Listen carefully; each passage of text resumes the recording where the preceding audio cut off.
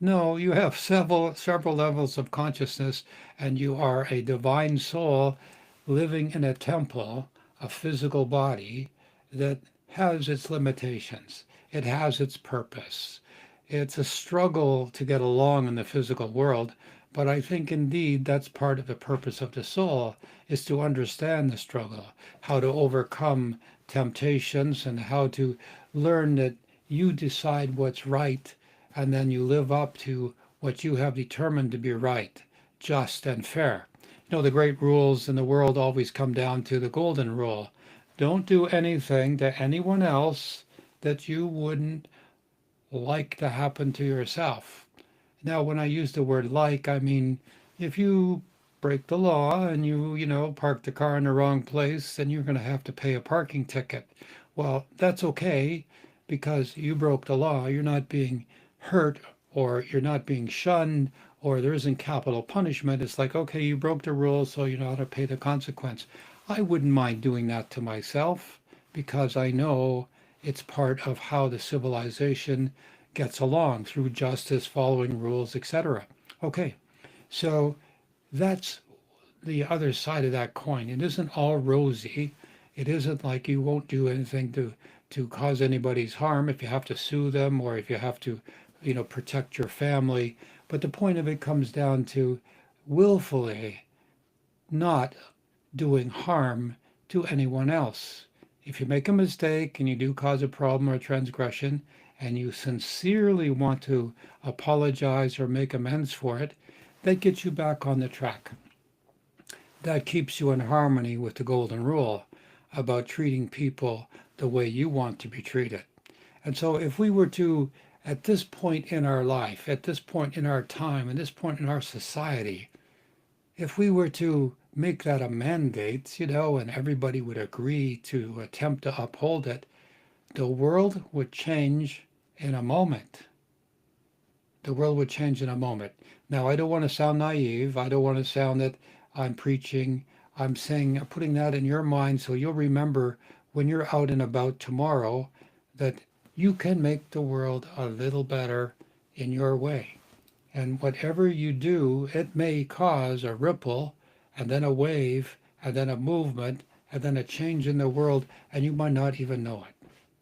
I want to offer you 20 powerful soul based actions you can take to help save the world. You know, we believe in the metaphysical, the spiritual consciousness.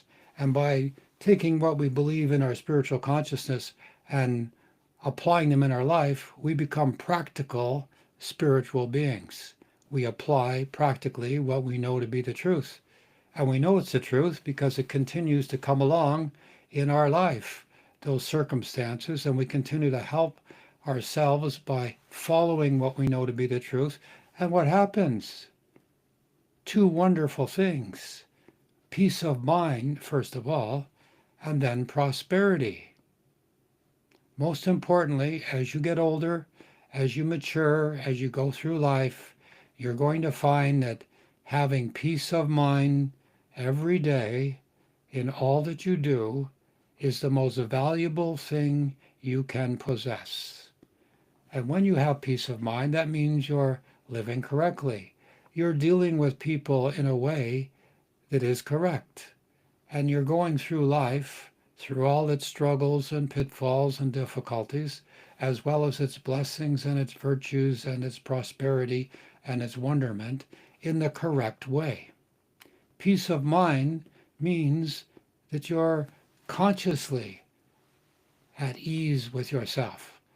You're behaving yourself, so to speak. You've got good soul manners. You're getting along with people in the world, not creating enemies, but dealing with people at their level. And learning how to do that is a very, very difficult thing to do. It takes an entire lifetime to learn how to do that.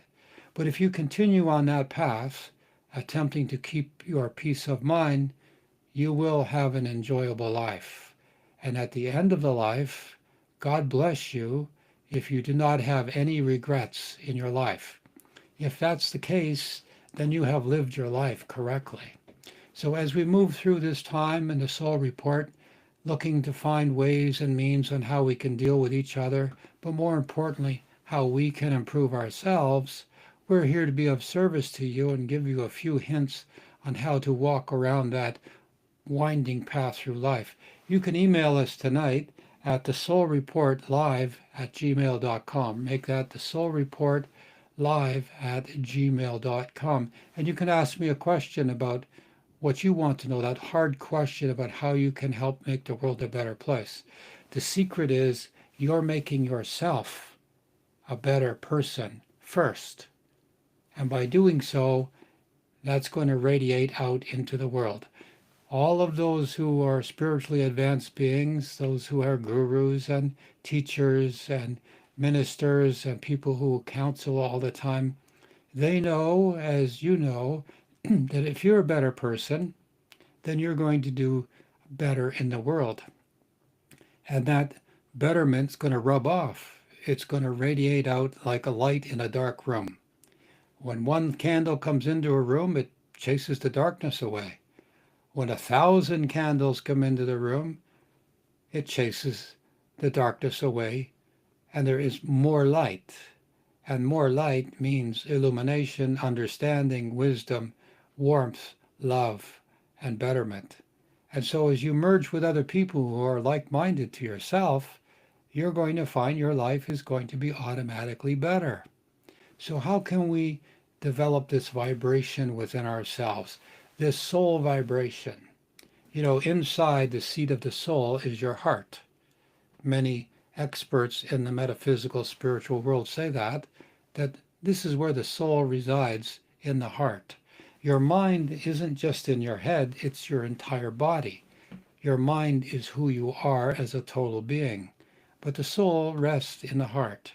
And so if you have that soul that is of God and from God, that spark of genius, and you become aware of it, you become illuminated to the possibilities of that connection, that spiritual connection between yourself and that part of you we call the soul, which we should say is the immortal soul. That's the part of you that goes from one experience to another. It goes through all the experiences in the world. It has the ability to transcend into higher dimensions. Through your dreams and visions and meditations, you visit those higher dimensions. And as you are serious at progressing, you begin to ask the question, what happened? What was that all about? Where did I go? And you start to wonder, what about God? What about the dimensions above? What about the Akashic records? What about the eternal library? What about the tree of life? What about the transfixion and transmutation of yourself as a spiritual being? What about all those things in life that we wonder? What's the meaning of life? Well, the short answer to that one is to experience life. That's right, it's as simple as that. Just experiencing life is the purpose of life. Okay, I'll let you think that one out too because it took me a while to get around that one. But as we continue on our journey, we're going to give some, some soul-based actions you can take to help save the world. Now, it's not vanity. It's not being overly ridiculous or naive. It's a fact. You're here to make the world a better place. So that when you leave, like the Boy Scouts always used to say about their campfire sites, they're here to make it better than when they came. So you're here to make it better from when you came. You came in from the pre-existence. You're going to go back to the post-existence. And those same places and the pre-existence and the coexistence, pardon me, are the same place. So when you get when you get there, you can say, I made the world better.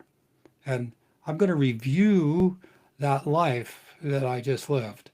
And I'm going to pick out all the things that I need to understand so that when I come back next time, in my next experience, I'm going to be able to work on those parts that I didn't quite get right previously.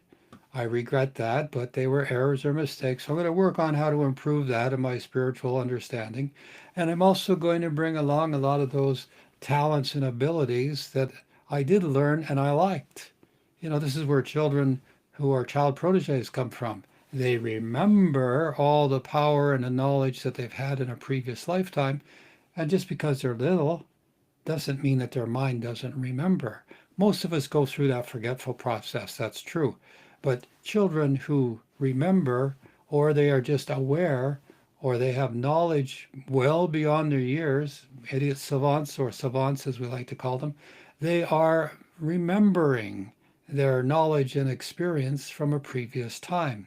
So, understanding that, you can then see that you build as you go through your experiences.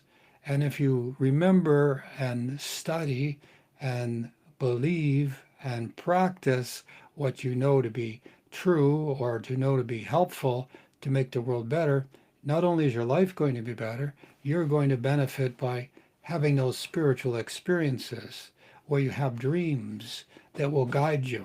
You'll have visitations from spiritual masters or higher beings or angels who will help you in this life. And as you know, when you're on this sojourn here, they don't come and do it every day. It's like somebody once in a while you're driving along the road and you ask for directions. That's right. It's like asking for directions. Few and far between do they interfere in your life, but they're there to help you, giving you directions. They don't show you the way. They don't get in the car and drive you along and show you. Well, not. I shouldn't say they don't ever. Maybe they do, because how do I know what's in the mind of God or the divine? But generally speaking, they give you the directions so you can find your way in the world. So here are some points. Meditate daily to raise your vibration. Meditation doesn't need to be hours long. It can be a minute or two or three. Quieting your mind down. If you can get to that point where you feel you're about to go to sleep and maintain being awake, you're in a deep state of meditation. And as you meditate in that particular, let's say, plane, you can ask one question only. And it can't be, should I get married? And if I get married, will I have a wonderful wife and will I have a great time? And how many children will I have and where will I live in the world? No, no, no.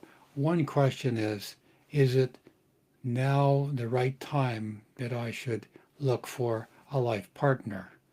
So you get a yes or no kind of thing, you get a direction, and you're asking, is it the right time? And you'll get an answer like, yes, now would be appropriate, or yes, there's a woman, or there's a man, somebody you met, or somebody's coming. It's going to be a little further down the road, but you'll be with somebody. How peaceful can that be when you're assured that you are going to have someone in your life? I mean, before people meet, they go through those worries about where in the world is there going to be one person for me? Meditation can answer those questions, and it will help you save the world by keeping your peace and understanding that there is always someone in the world who closely matches your pattern. You know the old saying that opposites attract? Well, the spiritual level is not just that they're opposite, but that they're same. Like attract like. So two souls of like matter, like vibration, will meet up, even though they would be opposite in gender or opposite in many things in life. They will have a pattern that will be opposite in the physical world, but very much aligned in the spiritual world. A second thing you can do is to speak the truth. Speak it with love.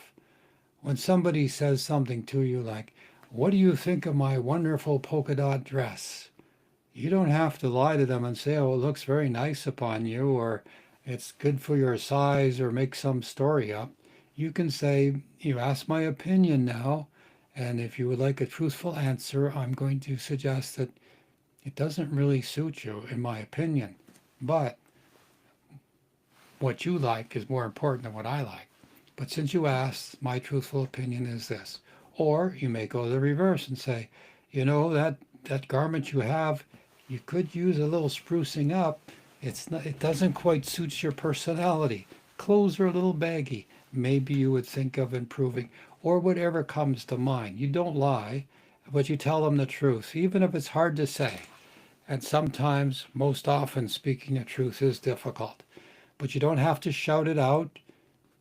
Most importantly, don't keep it within, and don't be like when you go to a meeting and somebody's controlling the meeting with a loud voice, talking about this and talking about that, and you know something isn't correct. And don't simply stay there and let the meeting go on so that you will regret not speaking up at the meeting. Because there might be a lot of people in the meeting who agree with you. So speak the truth.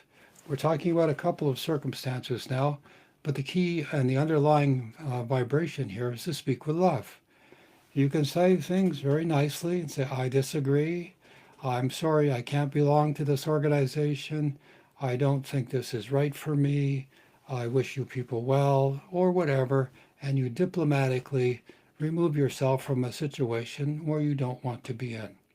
And when pressed, when people say, absolutely, you need to tell the truth, whether you're in front of a judge or in front of a family situation where the truth is absolutely necessary, you can say that by taking a deep breath and saying, I am a good person and I'm going to tell you the truth. I could be right, I could be wrong, but as I see it, my truth now is this. And you say it. And you don't defend it later when somebody says you're wrong or you're right or they agree with you or they disagree with you. You just simply say your truth and stop talking. You get to say your truth once. You don't need to defend it a second time or a third time. And one of the most important things is to forgive someone today. Someone that's done something inappropriate, and if you can find it, to forgive them by saying they're in a hurry. That's why they cut me off in traffic. Or they got a lot on their mind. Or their tone upset me, but perhaps they didn't mean it. Perhaps they got something going on. You can talk to yourself in that way, finding solutions. But to forgive them is not to forgive them in verbiage only. You really sincerely forgive them in your heart. Now, if you can't forgive them, that's okay too, because maybe they haven't earned the forgiveness yet. Maybe they've not sincerely asked for forgiveness. And so that person doesn't count today. But maybe there's someone else who's maybe jumped in front of you in line or said something inappropriately. And you can forgive them for their faux pas or their mistake or their thoughtlessness. And that will do something wonderful for you. Remember, it will help you keep the peace in your mind. And that's the objective. So forgiving people is somewhat a bit of a selfish benefit as well. Selfish in the good sense. You're not going to go over and over and over in your mind about that silly event and how somebody said something, a barb or an insult or a criticism. You can forgive them and say they didn't know what they were talking about. And besides, that old saying, sticks and stones break my bones, but words don't? It's a perfect time to cite that one, because people aren't smart. They are thoughtless sometimes. They are mean and cruel sometimes, or they are doing something because they're in a bad situation in their own life. But if you can find your way to forgive them by couching it with some reason in your own mind to forgive them, and you come back to your balance point, your point of peace, you're in great shape. When somebody does a good thing for you, it's always beneficial to write them a letter, to compliment them, and give them the one thing that is absolutely precious, and that is your gratitude. It encourages people to continue doing good things. It continues to help you as well, because when you give thanks for people doing something, they appreciate it. One lesson I learned in life is when somebody asks me to do something and I can do it, I will, and I'll do it gladly. And if I can't, I'll speak the truth and say, I'm sorry, I can't come to help you move Saturday. I won't agree to it and then leave them in the lurch and not show up. That is terrible. However, speaking your truth and saying, no, I can't come, is helpful to them. But also, when you're grateful for things that people have done to you, somebody comes up to you and says, would you like a glass of water? Or can I open the door for you? Don't say no, because basically you're saying to the universe no when you should be thanking the person helping you who went out of their way to help you, and simply say, yes, Please do. I'll take the water. Yes, please open the door. Or whatever it is they're doing to and for you, you are thankful. You are grateful. That works, oh, like a magic bullet in the world. Things just seem to flow from that point forward. The person doing the good deed feels good about themselves, and you can feel proud that somebody went out of their way, took their time, and they gave you something. Be grateful. When you help a stranger without expecting anything in return, that is the best. Absolutely the best. I saw a lady at the local supermarket, went over to a man sitting there on the street, obviously a homeless man, and she said to him, "What would you like me to get you?" And he kind of looked at her a little bewildered. She was a very well dressed lady. And she said again, "I will get you anything you want. What do you want?" And he said, "I'd like some chocolate milk." I was sitting in my car and overheard the conversation. I thought, anything he wanted, she was going to get, and he asked for chocolate milk. This is curious. So I waited. The lady went in, got a quart of chocolate milk, came out, went through the cashier, walked back to the parking lot, and gave him a quart of chocolate milk. To which he was somewhat surprised, and she simply gave it to him and said, "There you go, enjoy it," and walked away. I wanted to get out of the car and say, "Hey, wait a minute. That was fantastic. That was amazing. You went out of your way specifically to help that person." The thing is, she asked him, "What do you want?" And what he wanted was some chocolate milk. And then she went all the way into the store and came back out with the chocolate milk. That was how you take care of a perfect stranger without expecting anything in return. Most importantly, pray for someone who has hurt you. Now, the prayer shouldn't be, "God, put love on them. Oh, God, send them love." No. The prayer should be, "God Almighty, please let them find out what they're attempting to learn. The sooner, the better." Because for you to bless somebody that's caused you pain, it doesn't fit right inside. And as that doesn't balance inside, you're gonna what, have resentment. So praying for somebody is praying that the universe helps them find their inner way. Because we know, karmically speaking, what you throw out comes back. Not one iota more or less, but exactly what you send out. So when somebody's hurt you, you pray for the universe to show them, to teach them, to help them, to guide them, to learn what it is that they need to learn so that they won't do the same to other people. They haven't learned their lesson yet. That's why they've hurt you or hurt someone, because they don't know how and why they have hurt you. Maybe they do. Maybe they enjoy harming or hurting people. Again, they don't understand that there is a big balance in the universe that's going to bring back to them what they put out. So you pray for them and then you distance yourself from them. Okay, so the next step is to, cycle with reverence, recycle things with reverence, you know, little things, good things, things that are meaningful. With reverence, you can give them away to people. The old saying about being an Indian giver, you've heard that one maybe from years ago. What that really means is that when you give somebody something and they're not taking care of it, your responsibility is to go and take it away from them and give it to somebody who would like this thing with reverence. And that's spiritual responsibility, so that when you are giving something of value to someone who's going to use it, then they're going to appreciate it. And someone who does not, you have the responsibility to take it away and give it to somebody who needs it, who won't waste it, who won't belittle it and devalue it. And that's how you have reverence for that thing and how you should be in your life, something beneficial and giving and helping people things, but with reverence. Whatever you have and you don't need, give it away. We always think we need more than we actually do.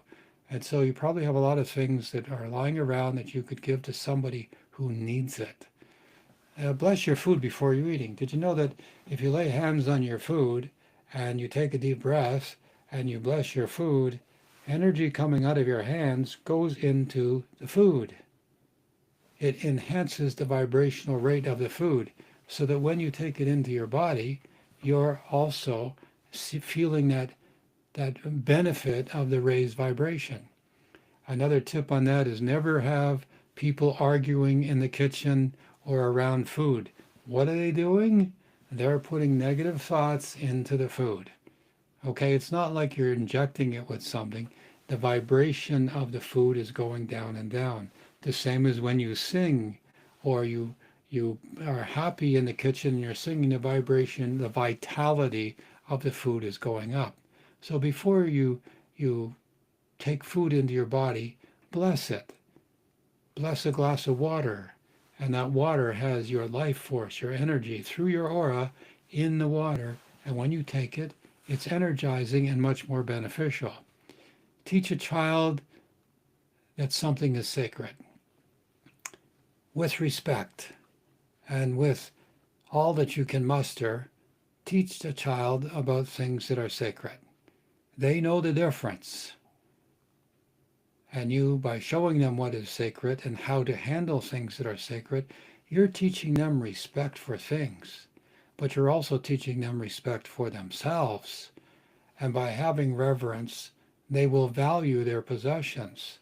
They will not belittle them. They will not discard them, but they will keep them precious. And as they go through life, this will help them keep their life precious and the things they own in life precious and meaningful to them, and they'll be much more content. They'll take care of their automobile. They'll take care of their friends. They'll take care of their clothing, and they'll take care to be in harmony with the divine. Use kind words online as well, okay? Kind words have something that's powerful.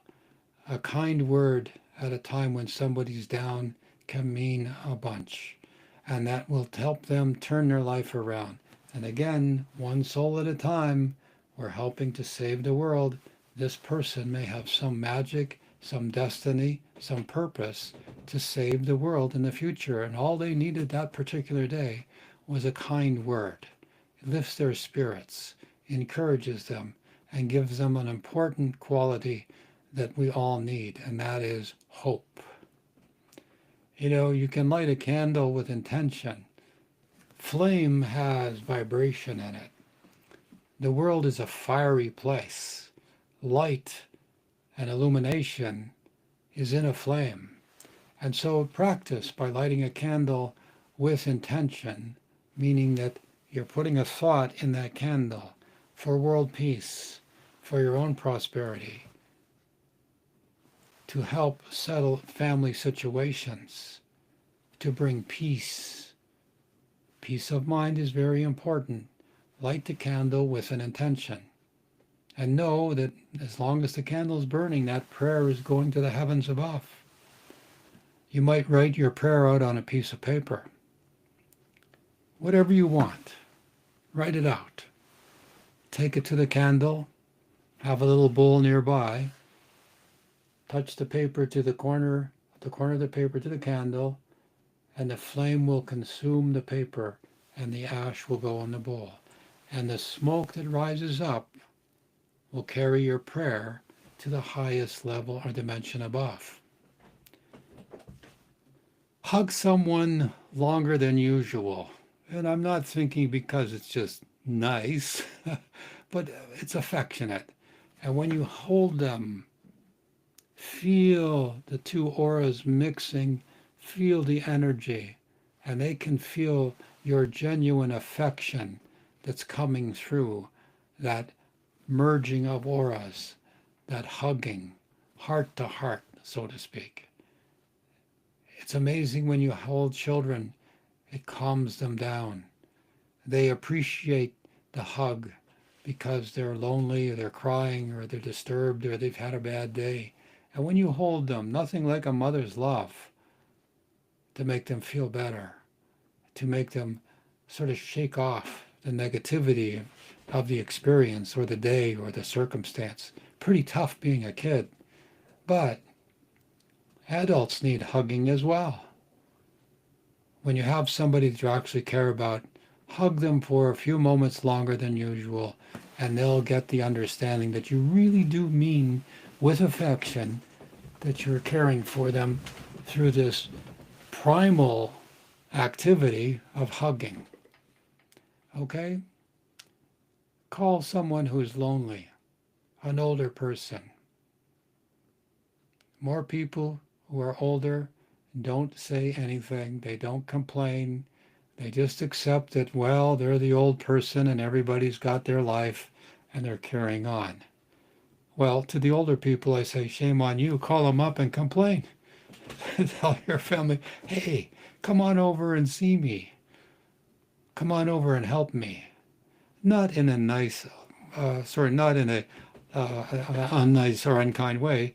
They just forgot. They do get busy, but they need to be reminded that you're still here. And don't forget one of the commandments, honor thy mother and thy father, that their days may be long upon the world, on the earth.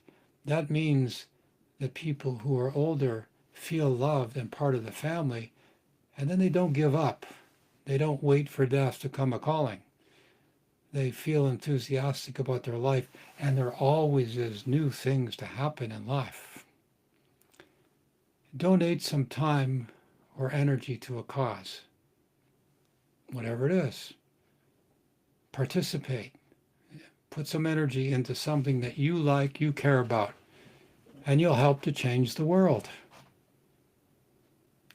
Remember, God always starts with a seed. You could be that person helping to donate some of your time and energy to something worthwhile. You might save a life. You might change the world. And lastly, believe that the world can be healed. Believe it. What you hold in the mind will manifest in the world.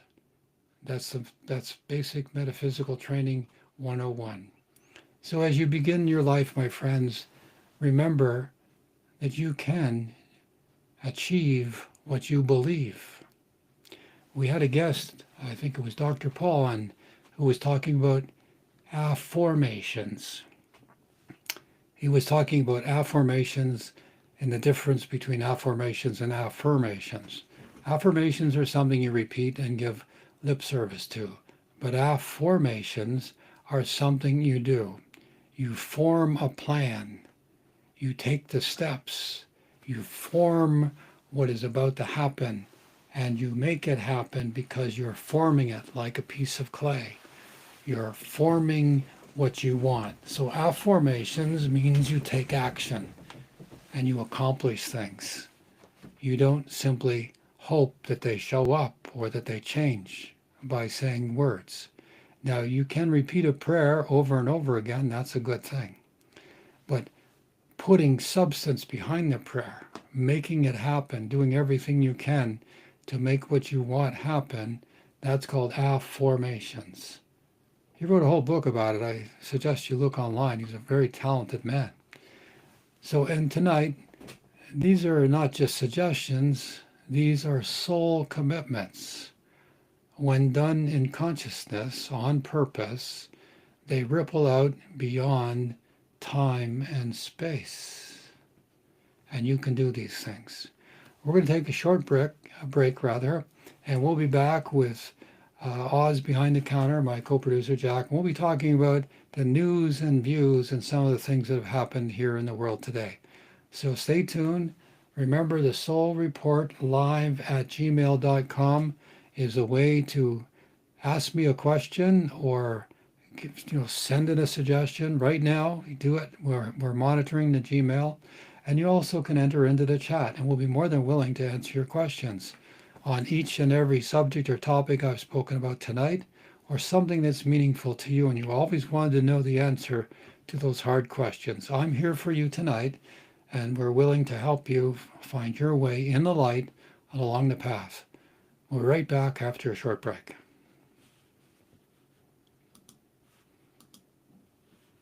Are you ready for the future? A future filled with challenges, changes, and opportunities? Discover the New Earth by Douglas James Cottrell PhD, a groundbreaking guide to understanding the evolution of our planet. Learn how to prepare yourself and your loved ones for the unpredictable. With insights from the Akashic Records and quantum meditation, this book offers precise predictions and practical advice. Explore how geographic areas will be affected and become a co-creator in shaping the new era of our planet. Over 370 pages of essential knowledge. Secure your ultimate guide to the future. Order the New Earth today. And welcome back, my friends. This part of the show, Jack's going to join me, and we're going to talk about some of the things that are in the news today. So, beginning with, well, in no particular order, um, Jack, what's the most? I don't know. The news is always stunning, but there's major world events and scientific headlines. What have we got for our friends tonight? Well, all kinds of interesting things going on. They found lightning was blue lightning on Mars. Wow, Kind of I think amazing. that's amazing. If there's lightning on Mars, that means there's life on Mars, right? Or, I or there was. or there was, you know, a spark on Mars is not just lightning, it's the universe winking, reminding us there's more to life than what we know or even imagine for that matter.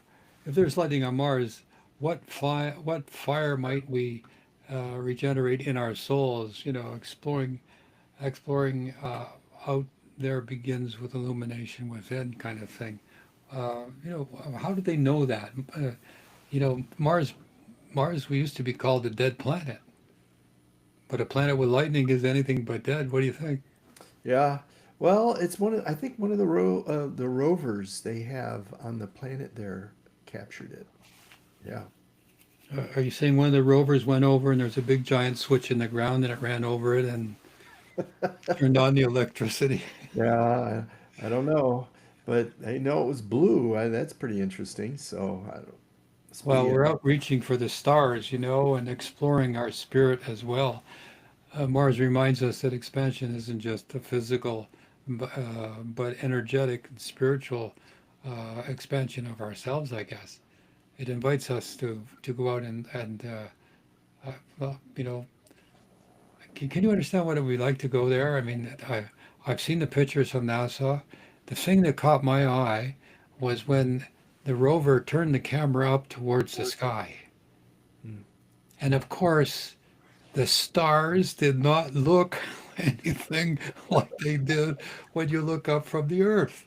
And it was like culture shock. It was like, wait a minute, things are out of place. I mean, how familiar when I look up in the stars at night, everything's there like it should be. Where my part of the world, we can see the Big Dipper or the Little Dipper, North Star. When I looked up from Mars, there's no atmosphere, so the stars are so bright and colorful. It's like when you go to the Fourth of July and you have the fireworks and you have all those colors in the sky, only it's like frozen.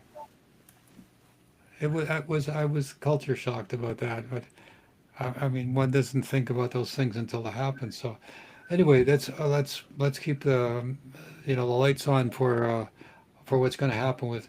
If there's electricity, that means there's got to be something there. There's got to be more to Mars. It's not a dead uh, clump of clay. It's got to be out there. It's got to have the same. It's got to have magnetism. It's got to have rotation and electricity is everywhere, especially if it's lightning. Think about it. If it's got lightning, then it has to have an atmosphere, right? Yeah. Invisible clouds. Hmm. Sure. Well, Yeah, well, it's static electricity, so, you know, there has to be atmosphere. You're right. I mean, that's true. Yeah. There has to be. I know people talked about, the air is thin, the gravity's different or similar but different. So if there's electricity, sorry, if there's lightning, doesn't lightning come down? I know it shoots up from the earth somewhere, but there has to be somewhere, you know, a band of atmosphere or something to make that happen. Okay, what else is going on in the world? I know there's a lot of catastrophes and situations going on that I predicted in my book. That's the one over here, The New Earth. And about 85% of the predictions I've made in that book have come true so far. It's a great book if you want to look at what has happened, what's going forward. I'm not trying to give the book a plug, but it was just that there's a lot that was predicted in that book that's happening. Right now, we're in a time of chaos and extremes, and we have some crisis going on, Jack. Yeah. Yeah, they're all over. Sri Lanka just had a cyclone. I think they've lost over 300 people from flooding and the waters there. Um, I know the Philippines are having protests right now because of corruption in the government. They want their money back. This is reasonable. So yeah, there's a lot of stuff. Well, we have the women in Tehran are doing their own kind of protest. They're taking their hijabs off, and uh, you know, I suppose that's a protest of sorts. So lots of things Well, going on around the world. yeah, the underlying current here is change, isn't it? I mean, everybody, I think, in our audience who, spiritually minded people, again, folks, jump in with a question to the Soul Report Live at gmail.com, and Jacqueline and I will answer your questions here. Or if you got something in the chat, feel free to ask us a question. But the underlying current here is change. This is a time of renovation. The earth is angry. The earth is somewhat of a receptacle of our spiritual consciousness, vibration, or emotions. And as such, it's a sponge that's soaking up our emotions. And as it gets squeezed, it pushes those emotions back out in volcanic activity and earthquakes. I saw something on the news recently where it was showing cameras in houses where there were minor earthquakes. This was in Alaska and places that haven't heard it. I've seen the entire West Coast, everything west of the Rockies, suffering from a huge earthquake activity. And so here we are getting some evidence in the Jewel of the North that that fault line up the West Coast, and maybe it's getting a little under stress, like the rest of the world. But we're seeing just unbelievable changes every day. Something monumental is happening in politics, in people standing up for themselves. And, I guess it's that time when those people who have been taking advantage of the world, they're being caught and their comeuppance is taking place. And so we stand behind people who, their governments are corrupt. Have you ever noticed, Jack, the governments don't last long when the corruption is there. They tend not to be, they have no staying power. Even the Soviet Union back in the days of the USSR was 40 years. That's it. 40 years is kind of a biblical number, so that may have something to do why it collapsed. And so, what else we got going here that our audience should be aware of, if not already? Yeah, the Three Eye Atlas um, asteroid. They think there's jets of water or steam or something coming out from it. They said it resembles a heartbeat. So I don't know. Is it alive? It sounds like it. We've talked about it on the show a couple of times before, and it's tumbling, it's not behaving right. And a lot of scientists, the one who in particular discovered it, was talking about it being an off world vehicle or phenomena coming towards us from some faraway place in the universe. Well, the cover story came out last week was no, it's just a meteor. Oh, okay. It's not a weather balloon this time, it's a meteor. I mean, maybe it's too far away from the world to be a weather balloon. But out comes the stories. What do they think we are? I mean, we're human beings. We can look at telescopes, we can look at pictures, and we can make up our own mind. But they come out with a lame excuse that no, it's just a meteor. Sure, it is. With all these heart vibrations or frequencies or things. I mean, if it's got things coming out the side, would they be steam or would they be engine exhausts? Would they be, we have when we send rockets up, they have the little squirt of air that turns it around. I forget what your little what do you call those things? I just about had it, not blasters, but anyway, you know what I mean. They tend to right the thing or turn it. Thrusters, maybe. Thrusters Thrusters. is the word. It was on the tip of my tongue, and then I ate it. I disappeared. So So let's keep an eye on that one. Anybody have any news out there in the audience? Send us an email, thesoulreportlive@gmail.com. Let us know what you know, as we're not keeping up to it like we should, not every day, but maybe you are. And so one more, Jack. Do we have uh, Um, those were the key ones I had. I think there's a lot going on in Russia, of course. They're trying to, you know, pardon Russia for what they're doing in the Ukraine, of course, and um, nobody wants to hear about that. well, you're right. When I remember, as probably our audience does, because they're very smart people, you might remember that all the tanks were lined up around the perimeter of the potential invasion of Ukraine, and they were lined up and they were waiting and waiting and waiting. I'm not sure if it was several days or a few weeks, but everybody thought it was going to be a cakewalk. That the mighty armor of the Russian uh, military was just going to walk across Ukraine like nothing. How many years is it now? Are we getting into year three or are we in year three? Little teeny tiny Ukraine has been standing up to Russia and doing quite well to defend itself. And so, what does that mean? Well, God's on their side, if you will, or he's on the side of right. They're the defenders of their country. They fight because their very existence is in jeopardy. The Russians, on the other hand, are fighting because somebody's ordering them to do so. They don't fight with the same enthusiasm or heart. And so that's the disadvantage for the Russians. And the problem being is that there's a military influence, there's the will of the president of Russia attempting to inflict this war on Ukraine for reasons I don't understand. I don't know. It was never made clear, other than the usual suspects, which is it was done to overtake the country's commodities.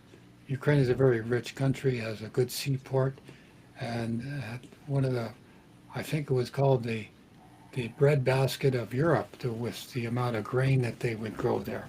So what's going on? What's the real story behind the invasion? I've yet to know, other than the stories I've been told that the Russian nationalists want to repatriate those who are of ancient heritage in Ukraine. I don't think that holds water. So all of the world is backing Ukraine, and they continue to do so. Although I think times are getting thin for Ukraine. The amount of life that's been lost for nothing is a sin. And so darkness cannot win in this situation. I'm not taking sides per se, but I'm on the side of right. The Ukraine are fighting for their life. They've not done anything that I would say would be aggressive, but the Russians have. And so on the balance of karma, who's going to win, right? Right. The right is not by might, the right is by spiritual virtue. So that's going on in Ukraine, and I tell you, I just sometimes when I talk to my friends, I go like, my God, you see Lewinsky going all over the world, Saudi Arabia, to the White House, to see the King in England, and to see the President of France and Germany, all the different world leaders. What an amazing man he is. He's the right man at the right place. And everybody thought he was an actor. Turns out it was just his apprenticeship on how to become the great man that he has become as a great leader of the country. Anyway, we wish our Ukrainian friends and brothers, wherever they are listening, Godspeed, that the angels and avatars above will watch over them and continue to watch over them, the Holy Family, Mother Mary, Father Joseph, to protect them from the invasion that's going on. And we'll also ask in a prayer for those on the Russian side to have their hearts soften, to have compassion, and to end this brutality. The sooner, the better. Let's look for Christmas time as a time to bring peace into this conflict. Otherwise, we're in no man's land, and no matter who attempts to side with the Russians, they cannot win this battle. They just cannot. That's my prediction for now. But as we move towards the other places in Sri Lanka, and we look to some places in Africa and Somalia where there are gangs and ISIS is on the increase because the U.S. aid has been removed, or there has been an abandonment of people in these African countries. Let's pray for the rightness of that to be amended as well. You know, the world is going through this time of darkness, and now people say to me, Douglas, you see the world, you see the time, you see the future. And I say, yes, between now and 28, it's going to be very bad. And between 28 and about 2030 to 33, we'll be in a recovery mode. But after that, 32 to 34, we're going to be in good shape. But expect more extremes. Be prepared for recession. Be prepared for shortages. Predictions I've made years ago about the price of silver going over $50 has recently happened. So it's good to have some precious metal. I know it's high, but you should have metal, gold and silver coins, copper as well, and whatever you can have. Somebody had a dream recently about one of the other metals, like not uranium, but lithium or something like that. And they had a big stack of money in front of them. So I'm not telling any tales or breaching somebody's trust, but these other metals that are industrial metals are going to be worth a lot. Real estate, own it. You can't grow food on a balcony. You need to have a place where you can grow food. So if you can, get yourself a place where you have a little bit of land. 5 acres or so would be wonderful. And most importantly, get yourself out of bondage. Get out of debt. Debt is easy to get into. It is extremely hard to get out of. Like all things, you know, you get seduced by, oh, I say the benefits or the beauty of something, and then you have to pay the price later. And debt is that god awful darkness that can ruin your life. So our advice is get out of debt the best you can. Reduce your debt. Go to people who know how to get out of debt, and you'll be well off. As we move towards Christmas, now's the time to do it. As we move towards the end of the show, Jack, I guess any other points that we want to bring up to our friends? Anything in the chat or the email that people have? Yeah, we got one comment from TM Pete 2538, and he says, "Hello, Dr. Douglas. Been a close follower of you for 17 plus years. Wow. Just want to mention I appreciate your work for you do for humanity, and have a huge admiration for you and your work." Well, thank you, my friend. May God bless you with prosperity and peace And 17 years is a long time. That's a long time. So I, I'm I'm glad to have been of service, and I thank you for your kind words. And wherever you are in the world, I wish you well. Thank you very much. It means a lot to me. We continue to be of service. Jack and I continue to provide this service for people, and we hope that, like our comment, person made this comment now, that um, we have more people that will be calling me up in 17 years from now and saying, Douglas, we've been following you for 17 years. I'll be a little bit older by that time, but anyway.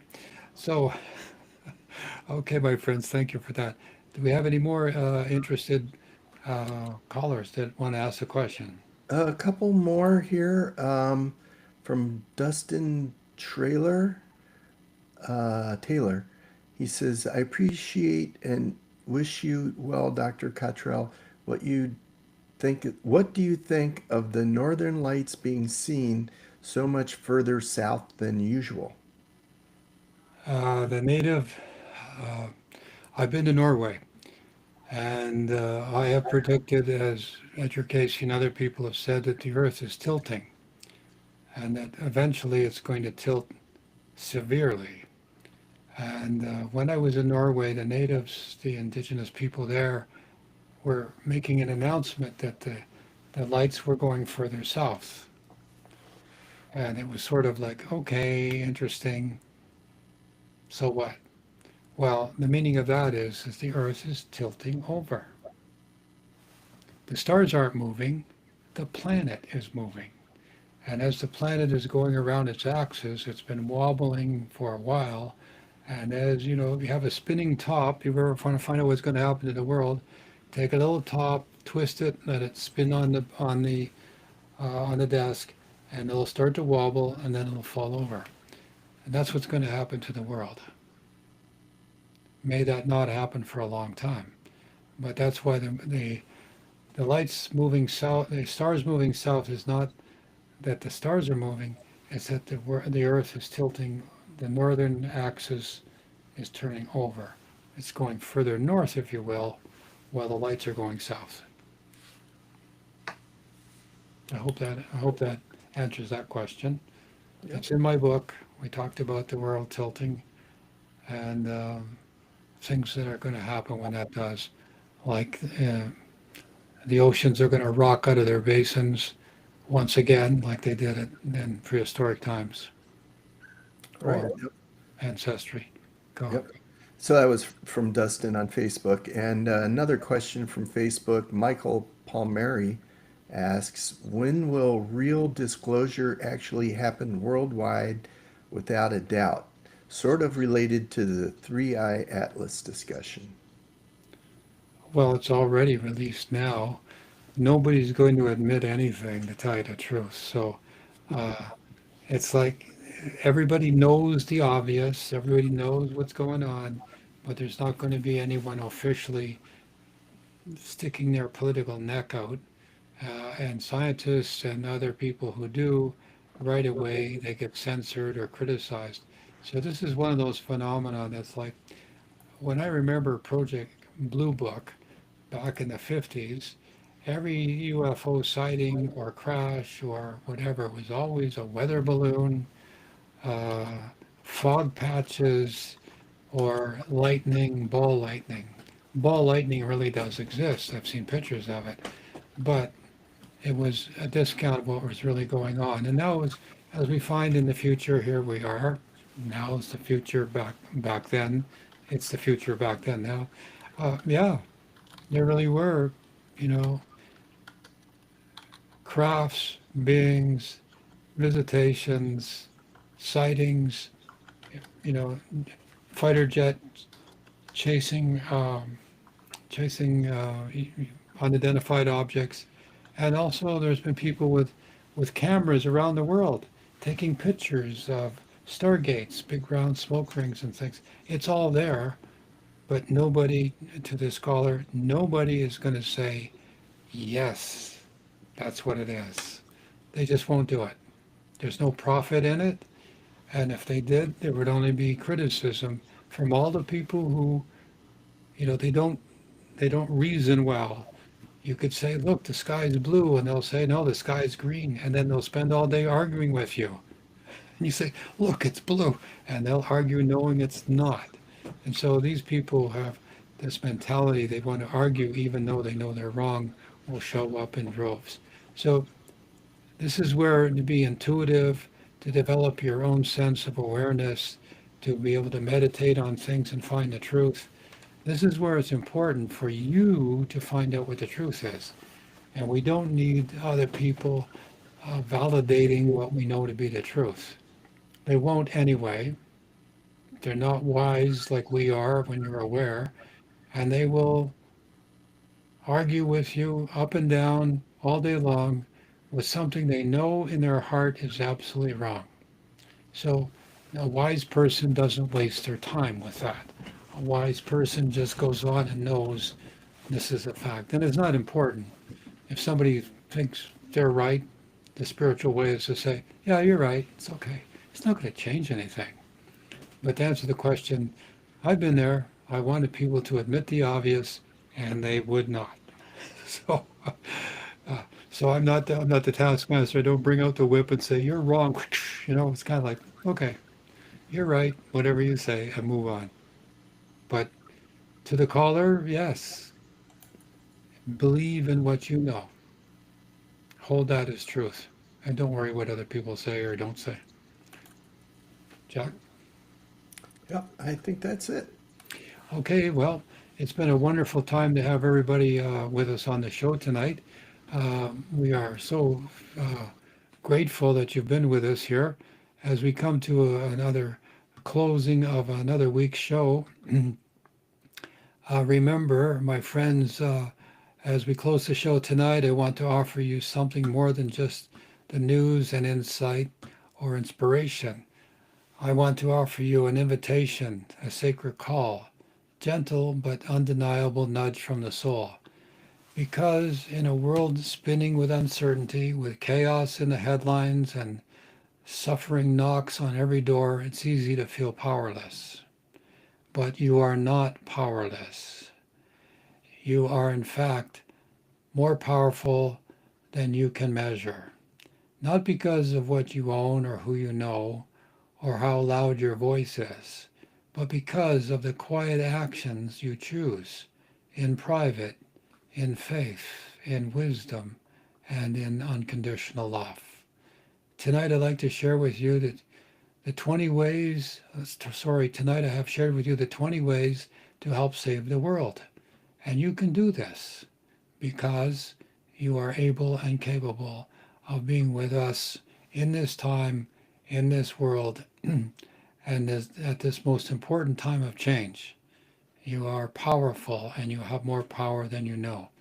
It comes in little bunches. It comes step by step. There is no fiery, flags and cannons going off. Change comes like a thief in the night. It sneaks into our lives. And so as we know this and we understand it, then we know we can move through the world with great ease and knowing we've accomplished something. So this brings us to the end of tonight's show. If you are moved, uplifted, or inspired, please share this episode with someone you love. You never know who might be waiting for these words. If you find tonight's show entertaining or helpful, I feel grateful. Jack and I both work very hard to bring you this show tonight. And as always, we send you our thoughts. We send you good feelings and good vibes. We love hearing from you. Until next week, we wish you hope a good week. And I must say, coming up, we have Lisa Nadja and her new book, Dying to Tell You, who channels famous dead people. That's going to be interesting.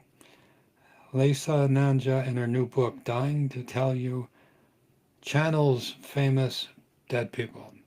And then the following week we have Tom Lane, whose book is called Infinity Within.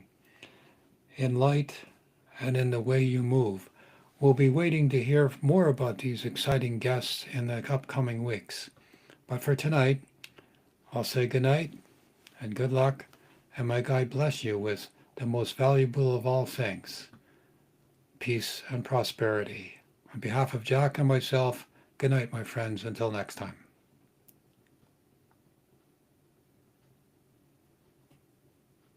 Are you searching for clarity, wisdom, and a deeper understanding of the spiritual world around you? Meet Douglas James Cottrell, PhD, a visionary author and teacher who's helped countless people transform their lives. His books are a gateway to profound insights, offering guidance, inspiration, and the tools you need to unlock your full potential. From unlocking your intuition to discovering spiritual truths, Douglas's books are your trusted companions on the path to personal growth. Don't wait, start your journey today. Visit his website douglasjamescottrell.com to explore and purchase his life-changing work. Your next breakthrough is just a page away.